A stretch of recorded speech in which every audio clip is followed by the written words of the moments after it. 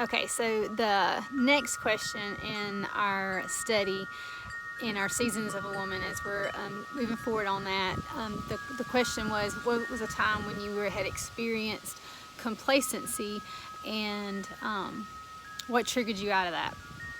And so one of the big last times, huge, times that I can remember, was as I was rocking along in ministry, involved in FCA, teaching in my home church. I was over the women's ministry at our church, was doing Fellowship of Christian Athletes as well, and was writing, and was just real involved in ministry outside of our home.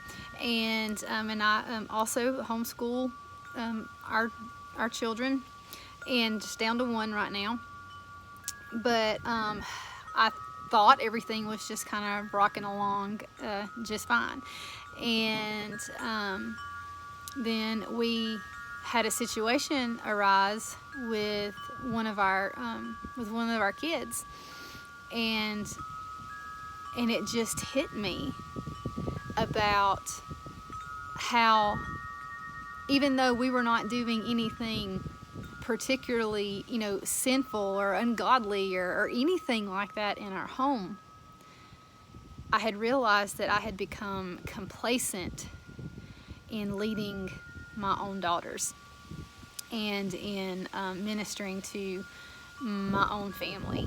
And I was just kind of like just rocking along as normal, but I was no longer being intentional to minister to them. I had become complacent with the fact that, hey, I got a great marriage, and I got great kids, and was just rocking along. And then just all of a sudden I realized that I had just flat out become complacent, and I had completely forgotten that the time that my children, specifically my girls, your boys too, the time that they need me the most was now in their teenage years. And it's just really easy to think, okay, they're taking care of themselves now. They're fixing their own meals. They're getting their own selves up for school. They don't really need me to, help them with their homework anymore. They've got lives out, outside of me. They've got friends. They've got youth group things. They've got all these things. And it's just easy to forget how much they still need us, how much they still need our intentional guidance and time with them, and us sitting down and teaching them the Word of God and going through life with them.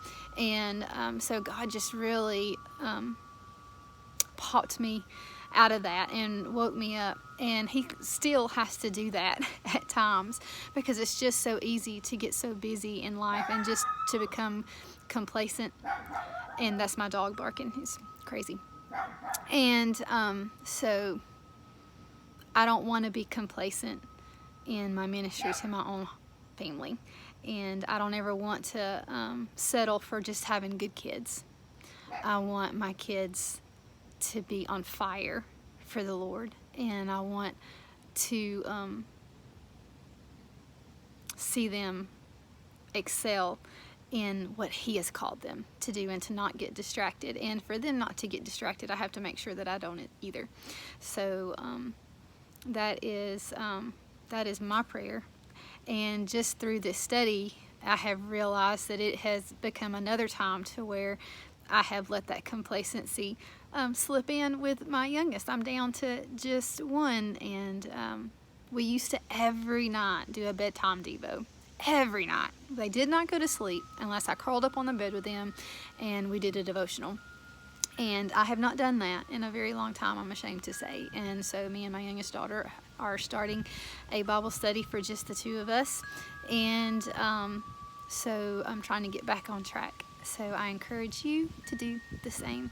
And look at those areas in your life to where maybe you have become complacent instead of content. When you've moved past that place of looking around and going, oh, this is good, that contentment, and now you have become complacent.